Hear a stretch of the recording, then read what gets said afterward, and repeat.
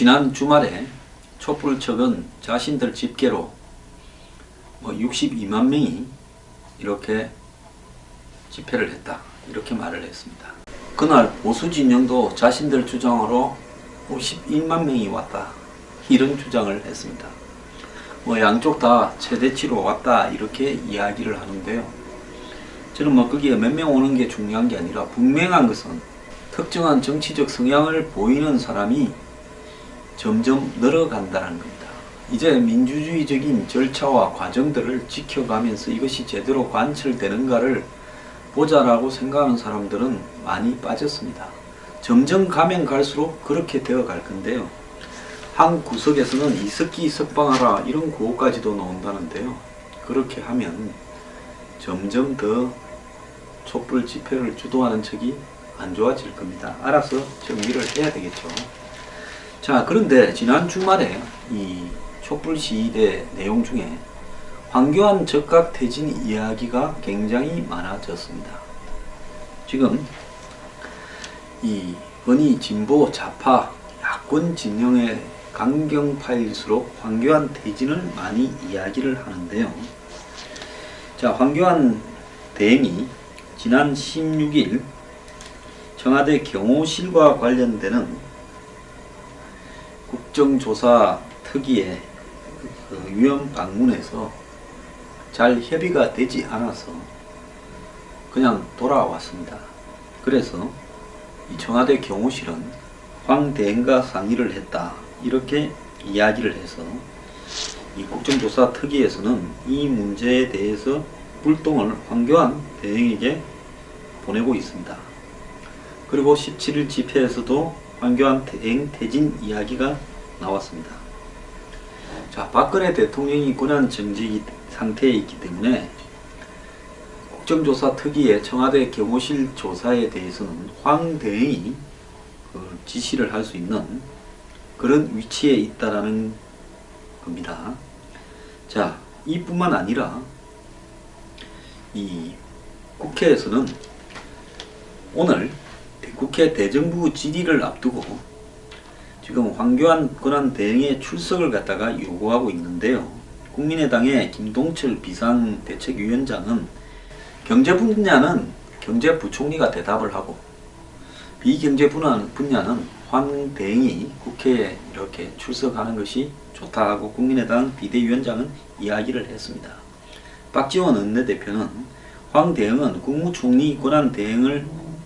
국무총리이기에 권한 대행을 하는 만큼 권한 대행의 모든 걸 걸어서는 안 된다, 이렇게 이야기를 하면서 모든 문제를 국회와 협의를 해야 되는 거 아니냐, 이렇게 이야기를 하고 있고, 민주당의 원내대변인은 황 대행이 전례가 없다라는 등의 핑계로 국회 출석을 거부하면 선전포고로 받아들이겠다, 이렇게 지금 이야기를 하고 있습니다.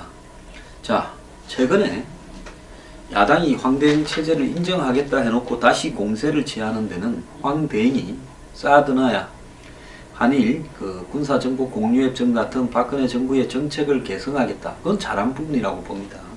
또 마사 회장 등 일부 공공기관장 인사를 했습니다. 그것도 어쩔 수 없는 부분이 있다고 봅니다.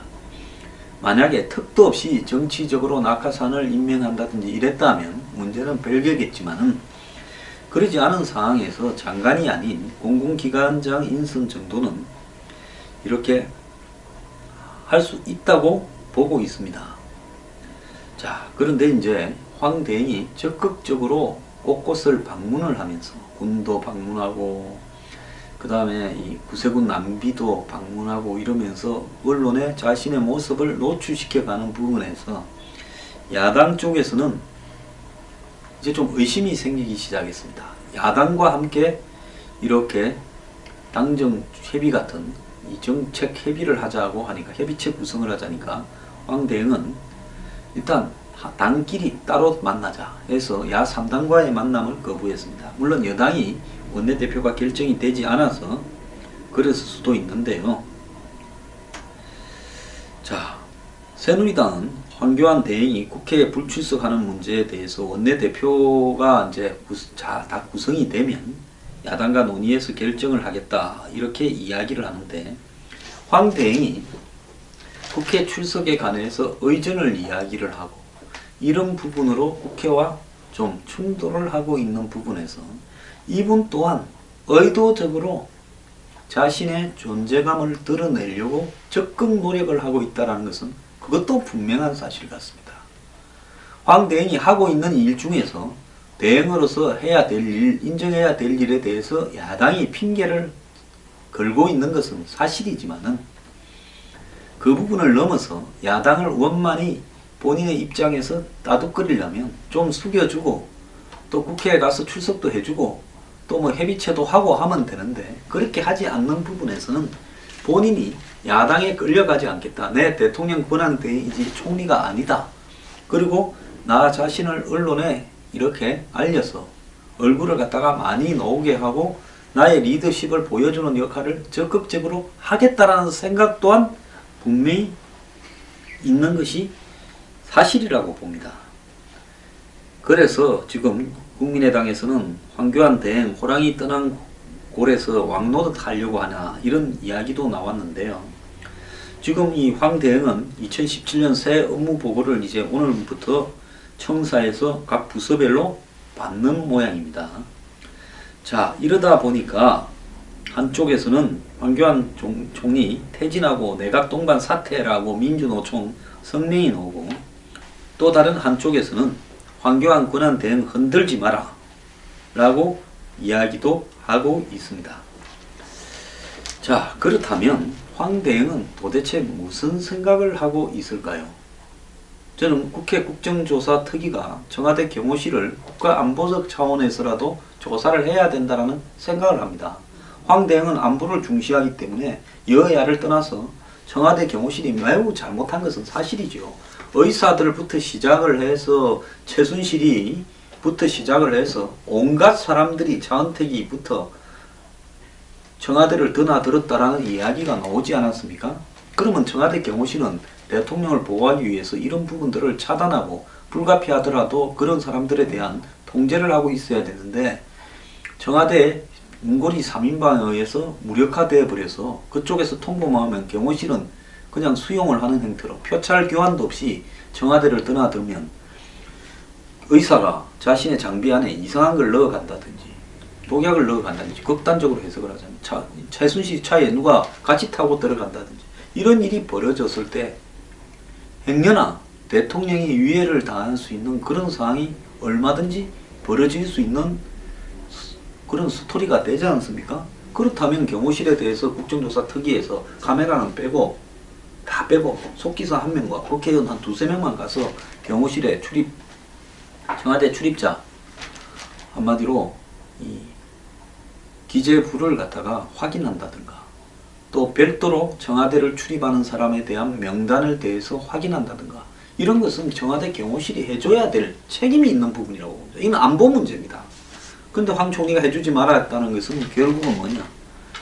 국회에 끌려다니지 않겠다라는 걸 보이는 거고 또 다른 한편으로는 박근혜 대통령이나 새누리당의 친박과 궤를 같이 하고 있다는 겁니다. 최근에 황 총리의 광폭 행보가 이렇게 전개되고 거기에 맞춰서 친박이 원내대표나 당을 다시 장악하고 비박들을 나가려면 나가라고 코너로 미는 이런 부분에는 결국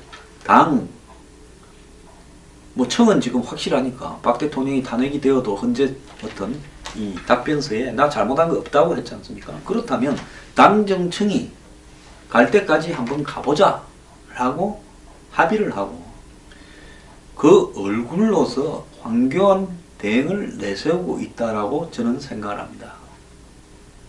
저는 만약에 헌재가 탄핵을 인용을 해서 박 대통령 탄핵을 받아들인다면 2달 만에 벌어지는 선거에서 황교안 총리가 박 대통령의 대리인으로서 친박의 대권 후보로서 대선에 출마할 가능성이 매우 높다라고 생각을 합니다. 그래서 헌재 심판 날짜까지 한 3, 4개월 동안에 황 총리는 본인의 존재감을 극대화시켜서 본인의 가치를 이 강경 보수 지지층에 심어주려고 하고 있다. 이미 SNS나 보면 직업적으로 이렇게 보수하는 분들 중에 상당한 사람들이 황교안을 대통령으로 밀자고 이야기를 하고 있고, 어떤 여론조사에서는 3.6%까지 지지율이 나와서 5등을 하고 있다. 마이너 주자 중에서는 1등이다. 이런 이야기까지도 나오고 있습니다. 결국 황대응은 지금 노리고 있는 부분이 본인이 의도적으로 야당과 충돌도 하고 야당에 대해서 자신이 만만치 않은 것을 보여주면서 이런 갈등이 계속 터져 나오는 것이 본인의 지지율을 더 굳히고 본인이 강경보수층에서 지지를 받도록 유도하고 있는 것이 아닌가라는 생각을 합니다. 그렇다면 이들은 어떤 생각을 하고 있기 때문에 황교안을 대안으로 내세우는 걸까요? 자, 다음 대선에 최종적으로 정리될 후보를 보면 민주당에는 뭐 이재명 돌풍이고 뭐 지금도 이제 꺼져가고 있다 하지만은 결국 민주당 내부의 대선 후보 룰을 다른 주자들이 극복을 못할 거라고 봅니다. 그래서 문재인이 민주당 후보가 될 겁니다. 거기에 대해서는 야당에서도 별로 의심하는 사람이 없습니다. 그러면 국민의당이나 안철수 의원, 최근에 안철수 의원이 개헌에 대해서 수용하는 쪽으로 돌았다고 하는데요. 그러면 국민의당과 안철수 의원, 김종인, 손학규, 김부겸 뭐 이런 사람들 모르겠습니다. 김부겸 의원은 민주당의 비문은 잘 모르겠는데요. 거기에서도 일부는 제3지대 개헌을 전제로 한 제3지대로 모여들 거고요. 새누리당 비박들도 글로 갈 겁니다. 그러면 이 국민의당부터 시작해서 김종인, 새누리당 비박 등이 개헌을 전제로 한 합의에 따라서 반기문을 옹립을 해서 대선 후보로 내세울 가능성이 있습니다. 근데 이 제3지대에서 만들어질 정당은 중도적인 성격, 중도에서 약간 보수적인 성격을 갖고 있을 가능성이 높다고 보고 있고요. 이럴 경우 박지원 지금 원내대표는 색깔이 안보 문제에서 이 사람들과 어떻게 어울릴지 저는 좀 궁금합니다. 어쨌거나 새누리당은 강경 보수를 친박들이 남아서 주장하면서 지키겠죠. 친박들이나 박 대통령의 목표는 15%에서 20%를 결집시킨다는 데 있지 과반수를 얻거나 대선에서 승리한다는 데 있는 것은 아닙니다. 1차적으로는 한 10에서 15%까지 결집을 시키면 대통령 탄핵에서 지지층이 좀 강화되어서 탄핵을 하는 것이 쉽지 않다. 20% 지지만 갖고 있으면 탄핵 못할 것이다. 닉슨 대통령도 탄핵 당시에 20% 지지가 있었다. 뭐 이런 이야기들은 요즘 많이 합니다. 그냥은 그게 안 모여질 거니까 희망을 좀 내비쳐야 그런 지지가 모아지지 않겠습니까? 그러면 희망을 비추는데 누구를 사용하냐? 그것이 제가 볼 때는 황교안이다 라고 생각을 하는 겁니다. 그러면 황교안을 지금 헌재 판결이 날 때까지는 내가 대선 출마한다 말을 절대 안 하겠죠. 하는 순간에 어떻게 되겠습니까? 당신은 대응으로서 자격이 없다.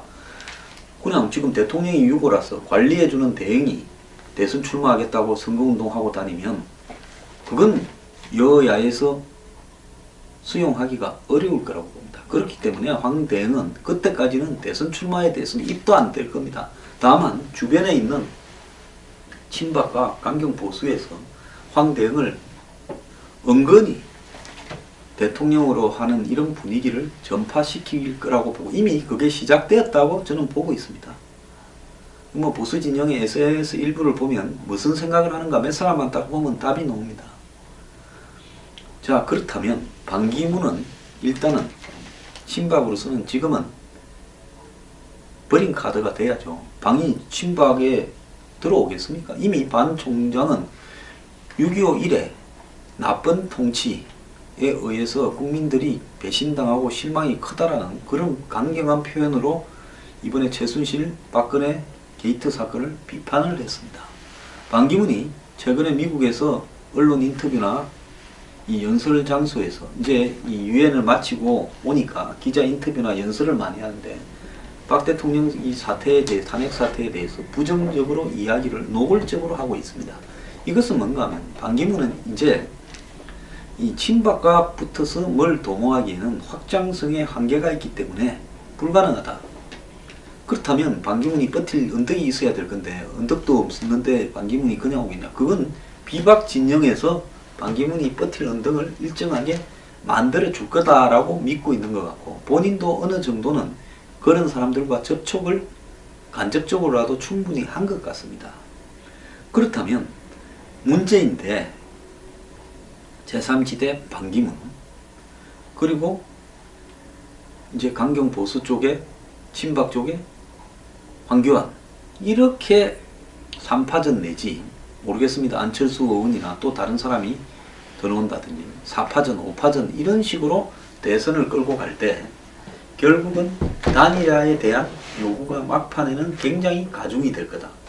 즉 반기문과 황교안이 단일화하라, 이런 어떤 과정을 통해서 친박과 박 대통령 측은 자신의 정치 세력을 유지를 할 수가 있는. 그럼 단일화가 그냥 되겠습니까? 조건들이 걸리고 복잡한 내용들이 나오지 않겠습니까?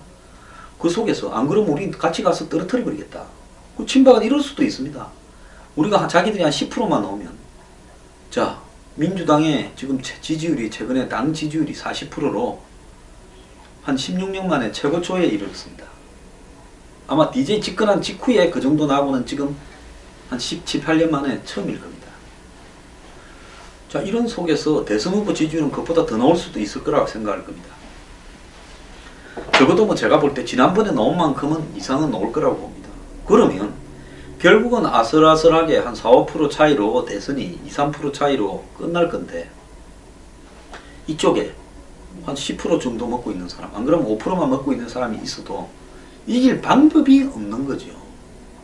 그러면 어떻게 하겠습니까? 자, 이기고 싶냐? 그럼 우리 말을 듣든지 지분을 반으로 5대5로 하자. 우리 국회의원도 한 60명 있지 않냐? 이렇게 이야기를 할 거고요. 안 그러면 개헌까지 동의를 해주면서 개헌되었을 때 박 대통령의 정치적 사명과 더불어서 개헌을 하고, 그러면서 우리 쪽의 지분은 3분의 1이다. 뭐 절반이다. 이렇게 이야기를 하고, 그러지 않으면 차라리 같이 떨어지자. 이렇게 해서 끝까지 가버려서 제3지대에서 대선을 지게 되면 야당을 하게 될 때 강경 보수를 바탕으로 자신들이 선명 야당을 하겠다. 이념적인 그런 야당을 하겠다. 이런 생각을 저는 하고 있다고 보고 있습니다. 그러니까 거기에 가장 적임자는 황교안이다. 그리고 최근에 야당이 문제를 황대행에게 제기하면 제기할수록 더 언론을 타서 보수 진영의 표들은 찬성을 할 거기, 좋아를 할 거기 때문에 자신들의 외연이 더 넓어질 수 있는 부분이다. 이렇게 해석을 하는 것 같아요. 그러니까 자꾸 트러블을 의도적으로 만들어 갈 거다라는 생각이 들고, 이념 문제에 대해서는 점점 더 자기 주장을 많이 할 거라는 생각을 합니다. 자, 이렇게 황대행이 가게 되면 그렇게 시끄러워지면 질수록 지지율이 좀 더 올라간다.